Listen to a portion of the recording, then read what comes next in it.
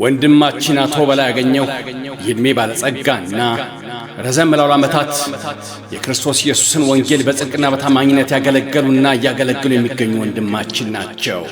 ወንድማችን በላይ ያገኘው በኢትዮጵያ ወንጌላዊት ቤተክርስቲያን መካነ ኢየሱስ ወልዲያ ማህበረ ምእመናን እና በደሴ መካነ ኢየሱስ ማህበረ ምእመናን በተለያዩ ጊዜያትና በተለያዩ ጸጋዎች ማለትም በምክር አገልግሎት፣ በምስክርነት አገልግሎት፣ በሽምግልና፣ በመጽሐፍ ቅዱስ ጥናት፣ በትምህርትና በስብከት አገልግሎት እግዚአብሔርን ያገለግሉ የሚገኙ ወንድም ናቸው። ወንድማችን አቶ በላይ ያገኘው የተለያዩ መጽሐፍትን በመጻፍ እና በማሳተም ለገበያም በማቅረብ አገልግሎት እየሰጡ ሲሆን ለአብነት ያክል ተግዳሮቶችን ያለፈ ሁለንተናዊ አገልግሎትና የቅዱሳን ምስክርነት የሚል ህትም መጽሐፍ ትዝ ይለናል። ይኸውም ደግሞ ለገበያ ቀርቦ ለደሴ መካነ ኢየሱስ ሕንጻ ማሰሪያ ለስጦታ የተበረከተ መጽሐፋቸው ነው። ሁለተኛው መጽሐፋቸው ደግሞ የዮሐንስ ራእይ ከአርያም ወደ አብያተ ክርስቲያናት የተላከ የማንቂያ መልእክት በሚል ርዕስ የተጻፈ ነው። ሶስተኛው ትምህርተ ቅድስት ሥላሴና የመንፈሳዊ ስጦታዎች ማለትም ስለ ሥላሴ ትምህርት በደንብ የሚያብራራ ብርቱ ብዕር ያረፈበት መጽሐፋቸው የሚጠቀስ ነው። ይህም መጽሐፍ ለሰላም መካነ ኢየሱስ ሕንጻ ማሰሪያ በስጦታ የተበረከተ ነው። ቅዱሳን ሁላችሁ እነኚህን ከላይ የተጠቀሱ መጽሐፍት እየገዛችሁ እንድትታነጹ እንመክራለን።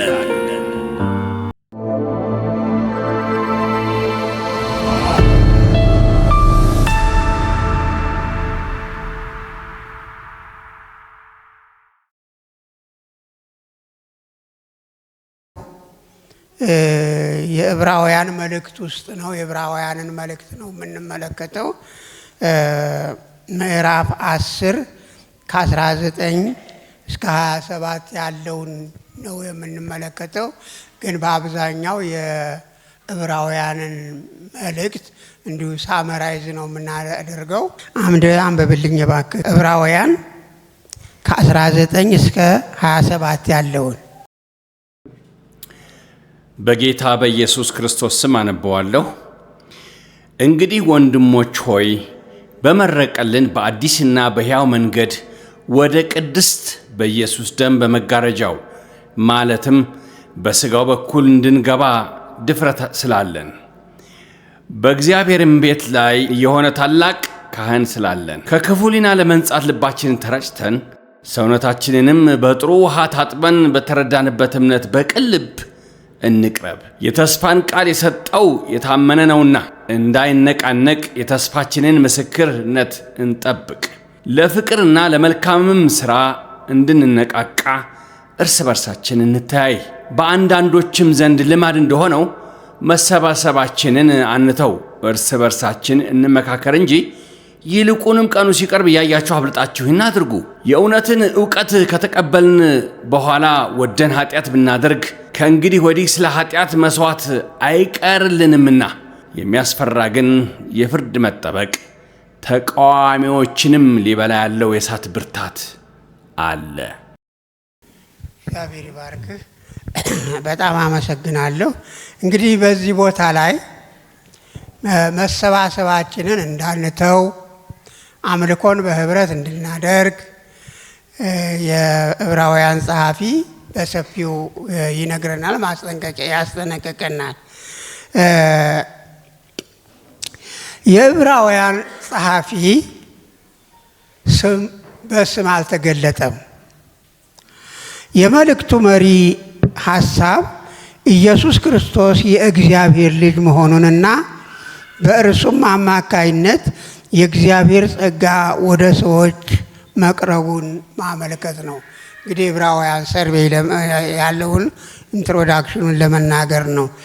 ኢየሱስ በእግዚአብሔር ፊት ከሚቆሙት መላእክት በየትኛውም ዘመን ተነስተው ከነበሩ ነቢያት ከአሮንና ከልጆቹ ሁሉ እንደሚበልጥ አበክሮ ይናገራል። የዕብራውያን ጸሐፊ መጽሐፉን እንግዲህ ጠቅለል አድርገን በወፍ በረራ ገረፍ በገረፍ ተደርጎ ሲታይ 13 ምዕራፎች እና 2 ታላላቅ ክፍሎች አሉት። 13 ምዕራፎች እና 2 ታላላቅ ክፍሎች አሉት። 2 ታላላቅ ክፍሎች ከምዕራፍ 1 ቁጥር 1 እስከ ምዕራፍ 10 ቁጥር 18 ድረስ የተገለጸው የትምህርት ክፍል ሲሆን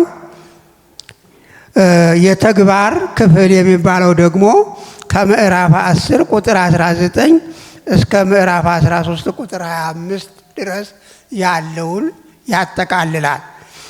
በዚህ ውስጥ የትምህርት ወይም ኢንስትራክሽን ክፍል ተብሎ የሚጠቀሰው ክፍል ደግሞ ስንመለከተው ስለ ኢየሱስ ክርስቶስ የእግዚአብሔር ልጅነት የሚናገረው ክፍል ከምዕራፍ 1 ቁጥር 1 እስከ ምዕራፍ 2 ቁጥር 4 ድረስ ያለው ስለ ኢየሱስ ክርስቶስ የእግዚአብሔር ልጅነት ይናገራል፣ ያስተምራል። እሱም ልጅ ስለሆነ በእግዚአብሔር ቤት ታላቅና እጅግ የላቀ መሆኑን ያስረዳናል። እንደገና ከምዕራፍ 2 እስከ ምዕራፍ 4 ቁጥር 13 ድረስ ያለው ክፍል ኢየሱስ ክርስቶስ የሰው ልጅ ሆኖ ሞትን አሸንፎ ወደ ሰማይ ማረጉን ያስተምረናል። ሌላው ስለ ኢየሱስ ክርስቶስ ሊቀ ካህናትነት ደግሞ ከምዕራፍ 4 ቁጥር 14 እስከ ምዕራፍ 10 ቁጥር 18 ያለው የኢንስትራክሽን ወይም የትምህርት ክፍል በእነዚህ ነገሮች ዙሪያ እያጠነጠነ በሰፊው ያሳየናል። ክፍል 2 ደግሞ ወይም የተግባሩ ክፍል ደግሞ እንግዲህ እንዲህ ያለ ሊቀ ካህናት ካለን በመረቀልን በእሱ በስጋው ወደ ቅድስት እንግባ ብሎ ከሚናገረው ጀምሮ ክፍል 2 እንዴት ከእግዚአብሔር ጋር መመላለስ እንዳለብን የተግባር ክፍል ተብሎ ይከፈላል። የዕብራውያን መልእክት ማለት ነው። ስለዚህ በእነዚህ ምዕራፎች ውስጥ ምንድነው የሚለው? ዕብራውያን በተለይ ከ1 እስከ ምዕራፍ 7 መጨረሻ ድረስ በሰፊው ሲያትት ከቆየ በኋላ ምዕራፍ 8 ቁጥር 1 እና 2 ላይ ብትመለከቱ ከተናገርነውም ዋናው ነገር ይህ ነው፣ እንዲህ ያለ ሊቀ ካህናት ይገባናልና ብሎ የሚናገረው ዋናውን ክፍል ይናገረዋል። ምክንያቱም ዕብራውያን እንደምናውቀው አይሁዶች ናቸው። በአይሁድ ሃይማኖት የነበሩ ሰዎች ናቸው። በኋላ ግን ወደ ክርስትና የመጡ ናቸው። ስለዚህ አብዛኛዎቹ ወደ ኋላ እያፈገፈጉ ነበር። ምን ይላሉ? በአይሁድ ሃይማኖት ውስጥ ሳለን ስለ ሙሴ፣ ስለ መላእክት፣ ስለ ኢያሱ፣ ስለ ነቢያት፣ ስለ ኦሪት እነዚህ የምንማካባቸው ነገሮች ነበሩን። አሁን ምን አለን እያሉ ይጨነቁ ነበረ። ክርስቲያን በመሆናችን ምን አገኘን እያሉ ይጨነቁ ነበረ። ስለዚህ የዕብራውያን ጸሐፊ ከተናገርነው ዋናው ነገር ይህ ነው፣ እንዲህ ያለ ሊቀ ካህናት አለን ብሎ ያላቸውን ነገር ኢየሱስ የእግዚአብሔር ልጅ መሆኑን ከሙሴ እንደሚበልጥ፣ ከኢያሱ እንደሚበልጥ፣ ከአሮን እንደሚበልጥ፣ ከካህናት ሁሉ እንደሚበልጥ የበለጠና የተሻለ ወደ እግዚአብሔር የምንቀርብበት ቅዱስ ሊቀ ካህናት እንዳለን፣ ሞት የማይከለክለው ሊቀ ካህናት እንዳላቸው አስረግጦ የተናገረበት ክፍል ነው። እንግዲህ ለጥናት በሚያመች መልኩ ዘርዘር ተደርጎ ሲታይ ደግሞ ይህ መጽሐፍ መግቢያውንና መደምደሚያውን ጨምሮ 15 ንዑሳን ክፍሎች አሉት። ከነዚህ 15 ንዑሳን ክፍሎች ውስጥ 5ቱ ንዑሳን ክፍሎች ማስጠንቀቂያዎች ወይም ማበረታቻዎች ሲሆኑ 2ቱ ደግሞ መደምደሚያና መዝጊያ ናቸው። ጸሐፊው በመጀመሪያዎቹ 9 ምዕራፎች ኢየሱስ ክርስቶስ ከሁሉ የበለጠ የእግዚአብሔር መገለጥ ስለመሆኑ ከአሮንና ከሌሎቹ መሳፍንት ሁሉ እንደሚበልጥ ይናገራል። ኢየሱስ ያቀረበው መስዋዕት ከሁሉ እንደሚበልጥም ይናገራል። ተፈጸመ ባለ ጊዜ የቤተ መቅደሱ መጋረጃ ሲቀደድ የእሱ ጎን በጦር ሲወጋ ሪበኑ ተቆረጠ። የመረቀልን ወደ ቅድስተ ቅዱሳን ለመግባት ተመረቀልን ወይም ተከፈተልን ማለት ነው። ስለዚህ በመረቀልን በአዲስና በሕያው መንገድ ወደ ቅድስት በኢየሱስ ደም በመጋረጃው ማለት በስጋው በኩል እንገባ ዘንድ ድፍረት ስላለን ነው የሚለው። ድፍረት አለን ብዬ አነበብኩት እኔ። በዚህ ለመግባት ድፍረት ያገኘ ነው የኢየሱስ ክርስቶስ ስጋ የተቆረሰለት፣ የኢየሱስ ክርስቶስ ጎን በጦር የተወጋለት፣ ሪበኑ የተቀደደለት በኢየሱስ ክርስቶስ ወደ ቅድስተ ቅዱሳን አማኞች ሁሉ እንድንገባ በዚህ አድርጎልናል። እስራኤላውያን ወደ እግዚአብሔር ለመቅረብ ከነበራቸው ውሱን እድል በተለየና በተሻለ መልኩ ኢየሱስ ክርስቶስ ሕይወቱን ፍጹም መስዋዕት አድርጎ በማቅረቡ ወደ እግዚአብሔር ወደ ጸጋው ዙፋን የሚያደርሰውን ሕያው መንገድ ከፍቶልናል። ስለዚህ ምእመናን ሁላችን በፍቅር በቅልብ በንጹህ ሕሊና በምስጋና በእምነትና በህብረት አምልኮ ወደ እግዚአብሔር ለመቅረብ ዘወትር የተዘጋጀን መሆን ይጠበቅብናል። እንግዲህ በፍቅር በንጹህ ልብ በንጹህ ሕሊና በቅልብ እነዚህን ነገሮች ሁሉ ሐዋርያው ጳውሎስ በሌላ ቦታ ሲናገራቸው የትእዛዝ ፍጻሜ ይለዋል። በአንደኛ ጢሞቴዎስ ምዕራፍ 1 ቁጥር 5 ላይ የትእዛዝ ፍጻሜ ከንጹህ ልብ ከበጎ ሕሊና ግብዘኝነት ከሌለበት እምነት የሚወጣ ፍቅር ነው ይለዋል። ፍቅር ሊኖር ይችላል በየትም ቦታ፣ ግን ከነዚህ የነጻ እንዲሆን ደግሞ ስለ ፍቅር የተነገረ በግብዝነት ያለ ፍቅር ሊኖር ይችላል። ከበጎ ሕሊና የማይወጣ ፍቅር ሊኖር ይችላል። ግብዝነት ባለው እምነት ሊወጣ ይችላል። ግን ትክክለኛው የሕግ ፍጻሜ የሚሆነው ከንጹህ ልብ ከበጎ ሕሊና ግብዝነት ከሌለበት እምነት የሚወጣ ፍቅር እሱ የሕግ ፍጻሜ ነው ይላል መጽሐፍ ቅዱስ። አንደኛ ጢሞቴዎስ ምዕራፍ 1 ቁጥር 5 ላይ ስትመለከቱት በዚህ መንገድ ላይ ሁላችን እንግዲህ በዚህ መንገድ ላይ ዳተኞችና ቸልተኞች እንዳንሆን ልንጠነቀቅ ያስፈልገናል። ምእመናን ወደ እግዚአብሔር ፊት ወደ ቅድስት የምንገባው ኢየሱስ ክርስቶስ በሞቱና በትንሣኤው በከፈተልን አዲስና ሕያው መንገድ ነው። ምክንያቱም ይህ አዲስና ሕያው መንገድ በትክክል ወደ ቅድስት ሊያገባን ወደ ጸጋው ዙፋን ሊያደርሰን የሚችለው እሱ ነው። ሁለተኛው ኢየሱስ በእግዚአብሔር ቤት ላይ የሆነ ሊቀ ካህናታችን ነው። ቁጥር 21 ስትመለከቱ ማለት ነው። ስለዚህ ምእመናን ሁላችን ዘወትር ከክፉ ሕሊና በመንጻት ንጹህ ንስሐ በመግባት በእምነትና በቅልብ በኢየሱስ ክርስቶስ በኩል ወደ እግዚአብሔር እንቅረብ። ዕብራውያን ምዕራፍ 7 ቁጥር 26-28 ብትመለከቱ ታገኙታላችሁ እንዴት መቅረብ እንዳለብን። ለጊዜ መሻባትን ያሁን አላነበውም። በኢየሱስ ክርስቶስ አምነን ዳግም ልደትን ያገኘን ሁላችን የእግዚአብሔር ልጅነት ስልጣን ተሰጥቶናል። ልጆችም ስለሆን የእግዚአብሔር ወራሾች ደግሞ ነን። ስለዚህ ልጆች ወደ አባታቸው መቅረብ እንደሚችሉ ወደ እግዚአብሔር ደግሞ በኢየሱስ ክርስቶስ መቅረብ እንችላለን። ግን እንዲህ የምናደርገው በንጹህ ልብ፣ በቅን ልብ፣ በንጹህ ሕሊና ግብዝነት በሌለው እምነት ሆነን ስንቀርብ ነው። ወገኖቼ እግዚአብሔርን የምንቀርበው ሁለንተናችንን ለእርሱ በመስጠት እንደሆነ ያውም በሕያው መንገድ። ሶስተኛው አዲሱን ተስፋ የሰጠው ኢየሱስ ሲሆን ለሰጠው የተስፋ ቃልም የታመነ ነው። ቁጥር 23 ላይ 10:23ን ስትመለከቱ አዲሱ ተስፋችን የማይነቃነቅ ነው። ይህን ተስፋ የሰጠው ደግሞ ኢየሱስ ነው።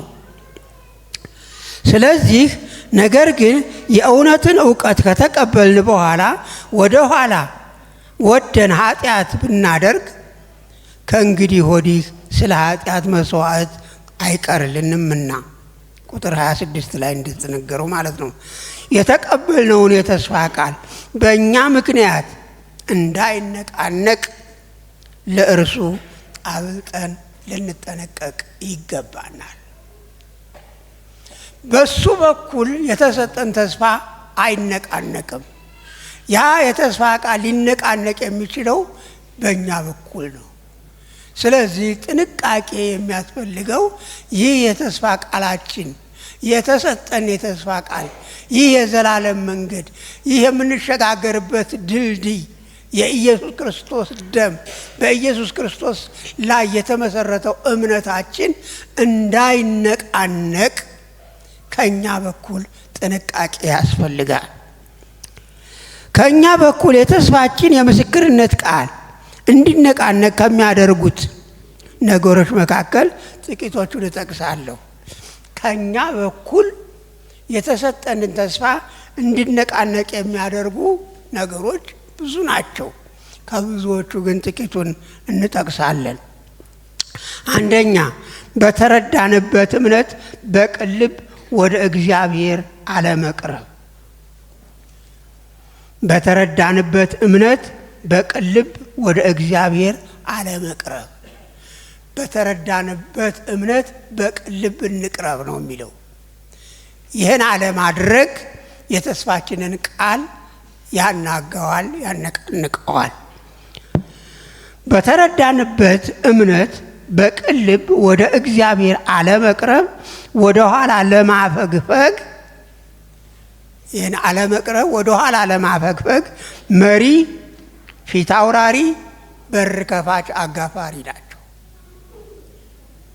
በተረዳንበት እምነት ወደ ኢየሱስ አለመቅረብ፣ በተረዳንበት እምነት ጸንተን ወደ ጸጋው ዙፋን አለመቅረብ፣ በቅን ልብ በንጹህ ሕሊና ግብዝነት በሌለበት እምነት ወደ እግዚአብሔር አለመቅረብ፣ ፍቅር በሌለው መንገድ ወደ እግዚአብሔር መቅረብ፣ እነዚህ ነገሮች የዚህ ነገር አጋፋሪዎች፣ መሪዎች፣ ፊት አውራሪዎች ናቸው። ስለዚህ የተስፋችንን የምስክርነት ቃል ሊያነቃንቁት ይችላሉ።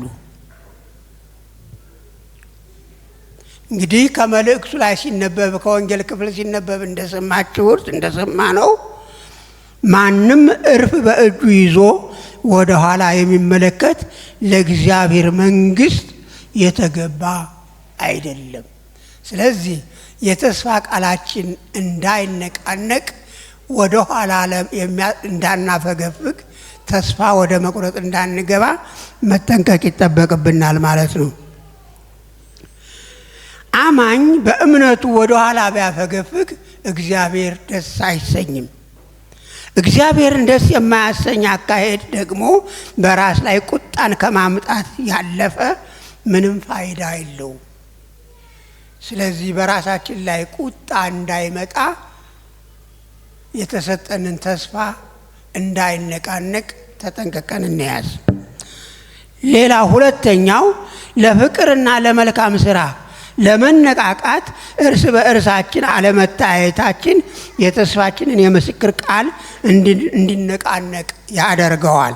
ቁጥር 24 ክርስቲያኖች እርስ በእርሳችን በፍቅርና በፍቅር ቃላት አለመመካከርና አለመተናነጻችን የተስፋችንን የምስክር ቃል ያነቃንቅብናል። ስለዚህ እርስ በርሳችን እንተያይ፣ እርስ በርሳችን እንነቃቃ። ሌላው በአንዳንዶች ዘንድ ልማድ እንደሆነው ከህብረት አምልኮ ወይም ስብሰባ መቅረት ተስፋችንን እንዲነቃነቅ ያደርገዋል። ቁጥር 25 ከዚህ ላይ አንድ ጥያቄ ልጠይቃችሁ።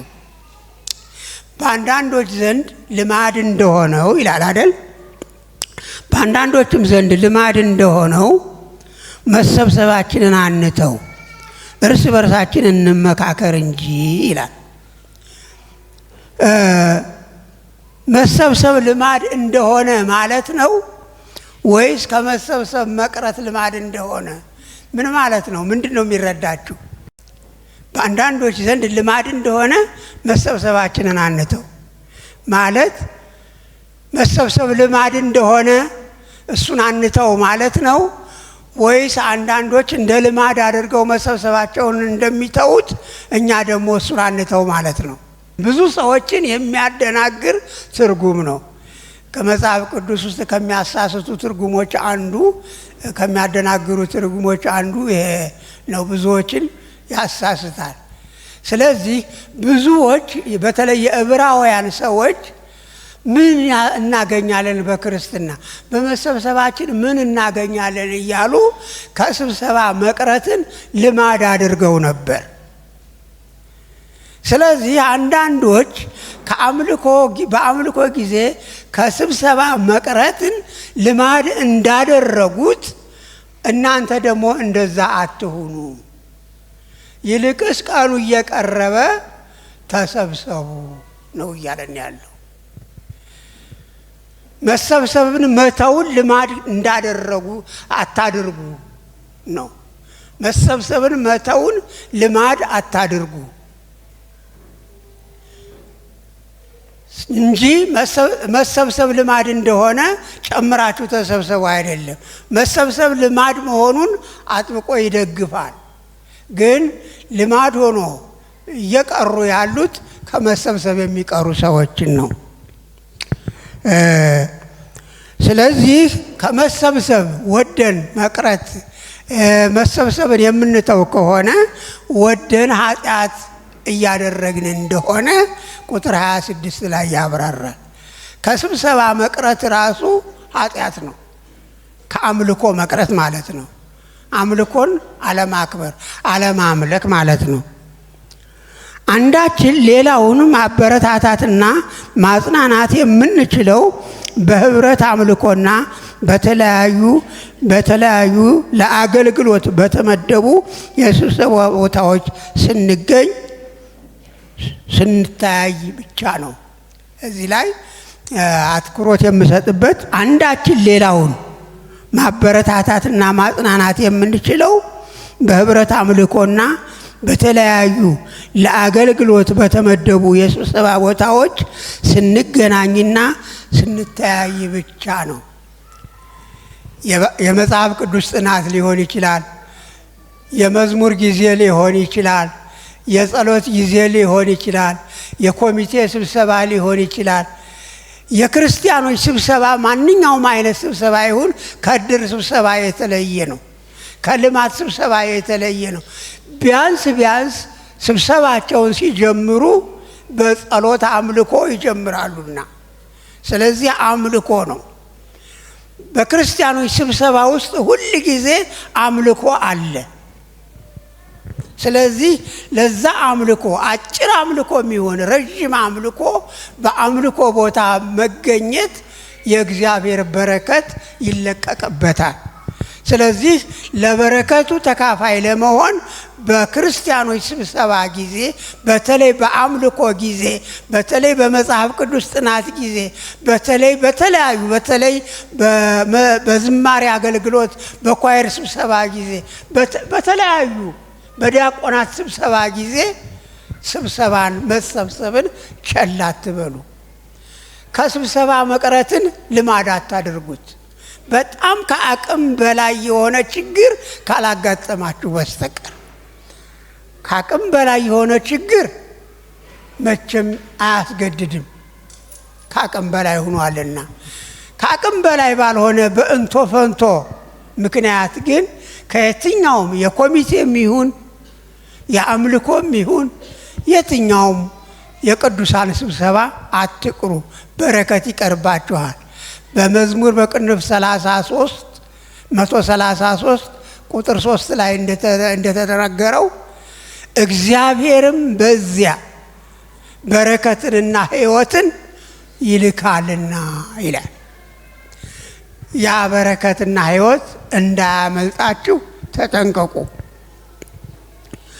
እርስ በእርሳችን መታየትና መገናኘት በአምልኮ ጊዜያትም ስብሰባ አለመቅረት ብዙ ጥቅሞች ስላሉት ለዕብራውያን ጸሐፊ ስለ እነዚህ ጥቅሞች በሰፊው ጽፏል። እስቲ ስለ ጥቅሞቹ እንመልከት። አንደኛ የመሰባሰብ ጥቅሙ መቀራረብንና ትውውቅን ያዳብራል። ሁለተኛ በእምነት ጉዳይ እንዳናመነታ ያግዘናል። ሶስተኛ እርስ በእርስ መስማማትን ያመለክታል። ካልተስማማን መሰብሰብ የለም መቼም አይደል? መሰብሰባችን የዓላማ አንድነት መኖሩን ያመለክታል። ሌላው ፍቅራችን እንዲዳብር ይረዳናል። ብዙ ጊዜ ከስብሰባ የሚቀሩ ሰዎች ህብረታቸው የፍቅራቸው ነገር ያጠራጥራል። ለመልካም ስራ ያነቃቃናል። ግልጽነትን ያዳብርልናል። መተማመንን ይፈጥርልናል። ከድካማችን ያበረታናል። እርስ በርሳችን ለመጠባበቅና በቅድስና ለመኖር እገዛ ያደርግልናል። በህብረት ተሰባስበን ለማምለክ ይረዳናል። በመዝሙር 133 በቅንፍ 133 ከ1 እስከ 3 እንደተጻፈው በረከትን እንቀበልበታለን። እግዚአብሔር በዘመን ፍጻሜ ይደረግ ዘንድ ያለው ሐሳቡም በሰማይና በምድር ያለውን ሁሉ በክርስቶስ ለመጠቅለል ስለሆነ የክርስቲያኖች መሰባሰብና ህብረት የዚህ ሐሳቡ የመጀመሪያ ክፍል በመሆኑ እግዚአብሔር ደስ ይሰኝበታል። ስለዚህ ክርስቲያኖች አምልኮ ሰማይና ምድርን ለመጠቅለል እግዚአብሔር ከጀመረው እቅዱ አንዱ ነው። ከዛ እቅድ ውጭ ወጥቶ ወደ ሌላ ቦታ መሄድ አስፈላጊ አይደለም። ወንድሞችና እህቶች፣ የክርስቲያኖች ስብሰባ ወይም የአምልኮ አንድነት የህብረት ጊዜ ቀላል አይደለም። በሰማይም መላእክት ተሰብስበው ያመልኩታል። እግዚአብሔር ደግሞ ከሰማይ መላእክት አምልኮ ይልቅ የኛን በልጁ ደም የተዋጀነውን የኛን አምልኮ እጅግ አድርጎ ይወደዋል። ስለዚህ እግዚአብሔር ደስ ይሰኝበታል ማለት ነው።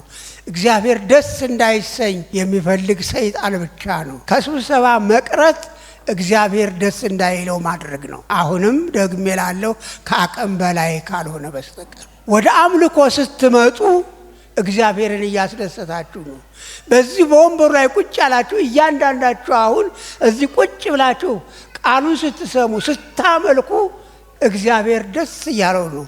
እያንዳንዳችሁን ደስ እያለው ነው። እግዚአብሔርን እያስደሰታችሁት እንደሆነ ይግባችሁ፣ እንደዛ ተረዱት። ስለዚህ በስብሰባ ሰዓት አትቅሩ። ሌላው ሰዎች ብዙ ጊዜ ለአምልኮ መሰብሰባቸውን ለምን ይተዋሉ? አንዳንድ ነገሮችን እናገራለሁ። ክርስቲያኖች መሰብሰባቸውንና መታየታቸውን የሚተውባቸው የተሳሳቱ ልዩ ልዩ ምክንያቶች ብዙ ናቸው። ከነዛ ውስጥ ጥቂቱን እንነጋገርባቸው። አንደኛ፣ በአንዳንድ አገሮች ክርስቲያኖች ለአምልኮ እንዳይሰበሰቡ የሚከለክሉ ሕጎች ስለሚኖሩ የመንግስትን አዋጅና የባለስልጣናትን ዛቻ ከመፍራት የተነሳ ከስብሰባ መቅረት አለ። ይሄ ቆራጥነትን ይጠይቃል። እንዲህ ያለ ችግር ሲያጋጥም የግል አምልኮን ሳይተው ለህብረት አምልኮ ግን ጥበብን መጠቀምና ስብሰባን በህቡ ማካሄድ አማራጭ የሌለው ብቸኛ መንገድ ነው። ይሄን እኛም በዘመናችን አሳልፈነዋል። በጥቂቱም ቢሆን አባቶቻችንም አሳልፈውታል። መንግስት በአዋጅ ክርስቲያኖች እንዳይሰበሰቡ የአምልኮ ቦታዎችን የሚዘጋበት፣ በየቤቱ እንዳይሰበሰቡ የሚያደርግበት፣ ሰላም እንዳይባባሉ የሚያደርግበት አዋጅ ይኖራል። ካድሬዎችን የሚመድብበት ጊዜ ይኖራል። አስታውሳለሁ ወልዲያ አውራጃ ነበር የሚባለው ያኔ። አውራጃው ማንም ሰው መጽሐፍ ቅዱስ በመንገድ ይዞ እንዳይሄድ አውራጃው የተከለከለ ነው። ሁለተኛ ክርስቲያኖች ጴንጤዎች ናቸው ብላቸው የምታስቧቸው ሰዎች በመንገድ ሲገናኙ እንዳይሳሳሙ ተከለከለ። እኔ በህይወቴም አለሁ እያለሁ ምስክር፣ ለዛ ጊዜ የሕያው ምስክር ነኝ። ስለዚህ መጽሐፍ ቅዱስ እያንዳንዳችን የተወሰነ ጥቅስ በቃላችን ማጥናት ጀመር። እንደ ዛሬው ሞባይል የለም። ለአገልግሎት ስንሄድ እንደገና ወደ የቤቱ ስንሰበሰብ በር ማንኳኳት በኮድ አደረግን። 3 ጊዜ በሩን የመታ ክርስቲያን ነው ይከፈትለታል። ከዛ ውጭ ዝም ብሎ ኳኳኳኳ ቢያደርግ ግን አንከፍትም፣ ካድሬ ነው። ስለዚህ ስንሄድ ከአምልኮ ቦታ እና ዝም ይላል። አሁን ክርስቲያን ነው የመጣው፣ ተነስተን እንከፍታለን። በዛ መልክ ቤቶቹን ደግሞ በሌላ ስም ጠራናቸው። የከሌ ቤት አንልም። አንጾኪያ፣ ቤተ ዛታ፣ ኢየሩሳሌም ነው የምንላቸው። ኢየሩሳሌም ካል ከዛ ሰውዬ ቤት፣ ቤተ ዛታ ካል ከጋሽ እጅጉ ቤት እንደሆነ እናውቃለን። ቃና ካል የመንገሻ መክራው ቤት እንደሆነ እናውቃለን። እንደዛ አይነት 7 ቤቶች አሉ። በእንትን ነው የምንነጋገረው የነበረው። ይሄ በጥበብ የሚደረግ ነው። በመንገድ ስንገናኝ ደግሞ እንዲህ ብለን ከማለፍ በስተቀር ተቃቅፈን መሳሳም አይፈቀድም። ስለዚህ ሁላችን አንዱ በዛኛው መንገድ ዳር አንዱ በዚህኛው መንገድ ዳር እየሄድን እንደማንተዋወቅ ነበር የምንተላለፈው። ያ በእርግጥ ፍቅርን ያጠነክራል እንጂ የግድ ስለሆነ አለመዋደድ አይደለም። ሌሎቻችን ግን ዛሬ ግን በነፃነት ስም ከመንገድ ላይ የቆመ ጋሬጣ አለ። ሌላው በሌሎች አማኞች ላይ ባላቸው ቅሬታ ሰበብ ከስብሰባ የሚቀሩ ሰዎች አሁን በዚህ በነፃነት ዘመን ማለት ነው። ይህን አይነቱ መሰረተ ቢስ ሰበብ የሚያቀርብ ሰው በራሱ አይን ምሰሶ እያለ በወንድሙ አይን ያለውን ጉድፍ ለማውጣት የሚታትር ግብዝ ሰው ነው።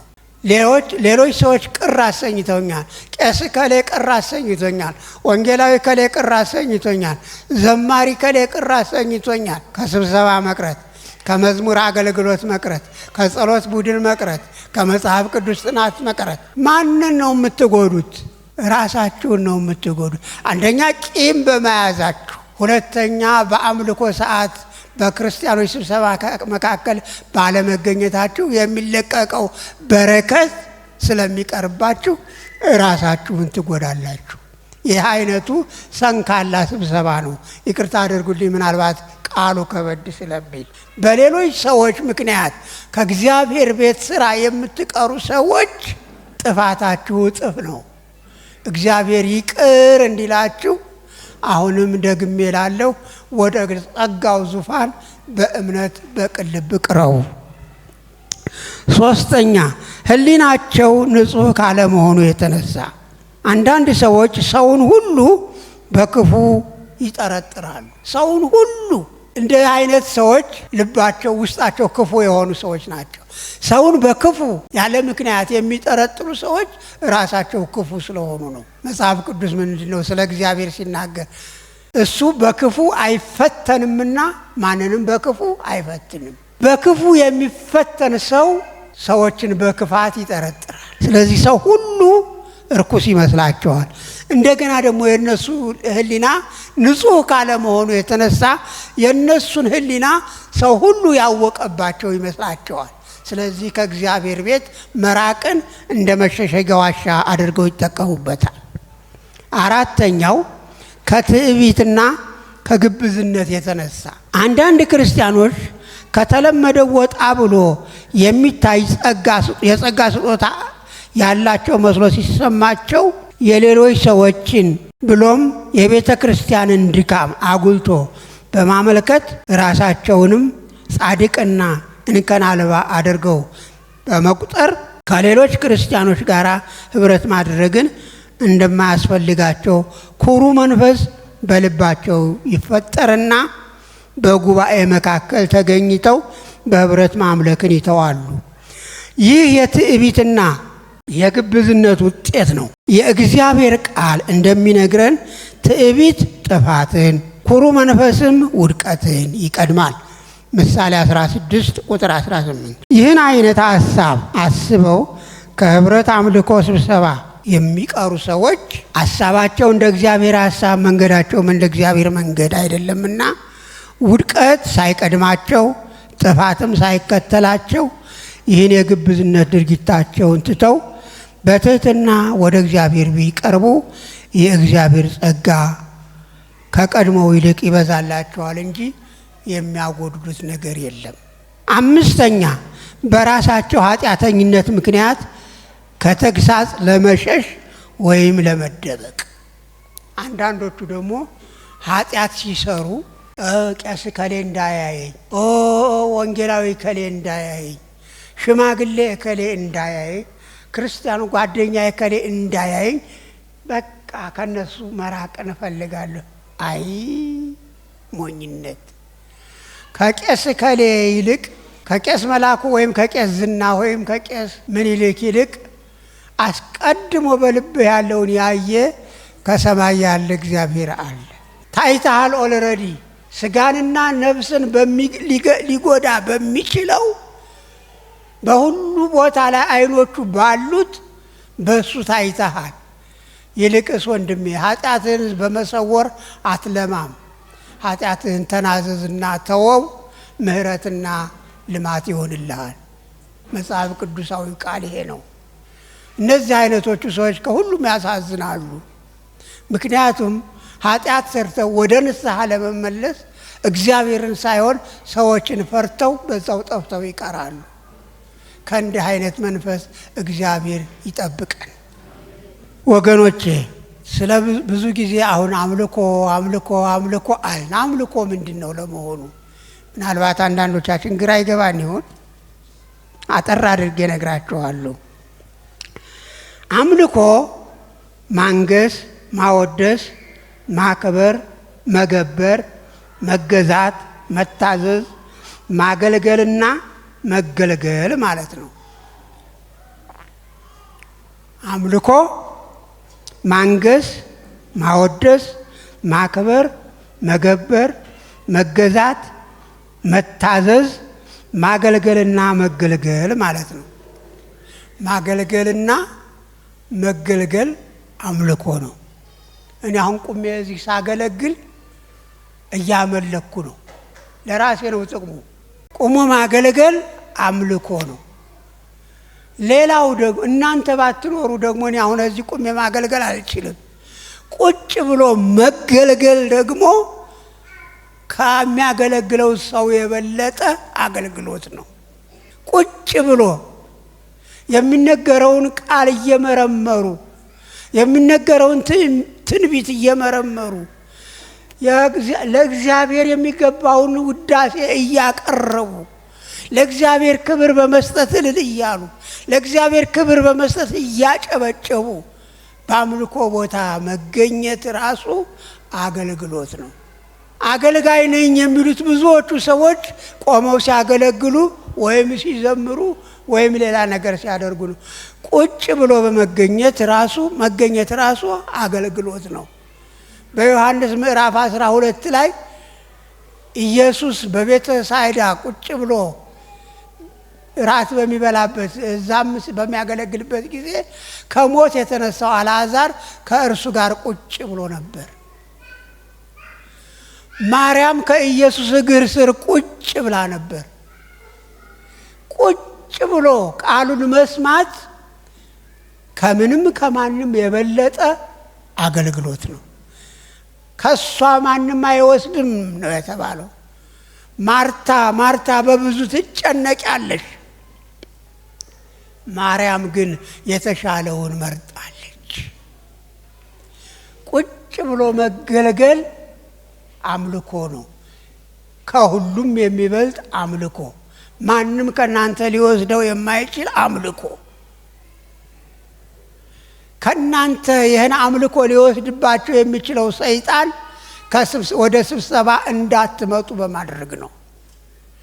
ስለዚህ ከሰይጣን ጋር ተቃምታችሁ ተናጥቃችሁ መጥታችሁ እዚህ ቦታ ከመሬትም ወንበር ቢጠፋ ከመሬት ቁጭ ብላችሁ አምልካችሁ ብትሄዱ እግዚአብሔርን እያከበራችሁ ነው። ያ አገልግሎታችሁ በሰማይ አምላክ ፊት የተመዘገበ ነው። አምልኮ ቃሉን በማንበብ፣ ቃሉ ሲሰበክ በመስማት፣ ቃሉ ሲነበብ በመስማት፣ በጾም፣ በጸሎት፣ በስግደት፣ በመዝሙር፣ በመስጠትና ቅዱሳት ምስጢራትን በመካፈል ይፈጸማል። አምልኮ በእነዚህ ሁሉ ይፈጸማል። መስጠት አምልኮ ነው። መዘመር አምልኮ ነው። ስግደት አምልኮ ነው። ጸሎት አምልኮ ነው። ንስሐ መግባት አምልኮ ነው። ግን አንድ ነገር ልንገራችሁ፣ ስንጸልይ ንስሐ እንገባለን። ግን ከጸሎታችን ተነስተን ወደ ቤታችን መንገድ ስንሄድ ድሮ ንስሐ የገባንበትን ነገር አሁን መልሰን ማሰብ እንጀምራለን። ድሮ ይቅርታ ያልነውን በጸሎት ጊዜ ይቅር ያልነውን ኃጢአት እንደገና እያሰላሰልን እንሄዳለን። መጽሐፍ ቅዱስ እንደዚህ አይደለም የሚለው። ምሳሌ 28 ቁጥር 13 ላይ ኃጢአቱን የሚሰውር አይለማም፣ የሚናዘዝባትና የሚተዋት ግን እሱ ምሕረትን ያገኛል። በአምልኮ ሰዓት የምንናዘዘውን፣ ቄሱ ስለኛ የሚናዘዘውን፣ እኛ ስለ ራሳችን የምንናዘዘውን ኃጢአት እዚሁ እርግፍ አድርገን ትተን መሄድ አለብን። ስንወጣ መልሰን የምናስበው ከሆነ ምንም ቢሆን ንስሐው እንደ ንስሐ አይቆጠርም። ንስሐውም ንስሐ አይደለም። አንድ ጥያቄ ልጠይቃችሁ። የአምልኮ ስብሰባ የሚባለው ስንት ሰዎች ሲገኙ ነው? 100? አይ ከሌ ቸርች የሚባለው ስንት ሰዎች ሲገኙ ነው? በእግዚአብሔር ዘንድ ደግሞ ቅዱሳን ዛሬ ይሰበሰባሉ፣ ተሰብስበዋል ብሎ በመካከላቸው የሚገኘው ስንት ሰዎች ነው ሲገኙ ነው? 2 ወይም 3።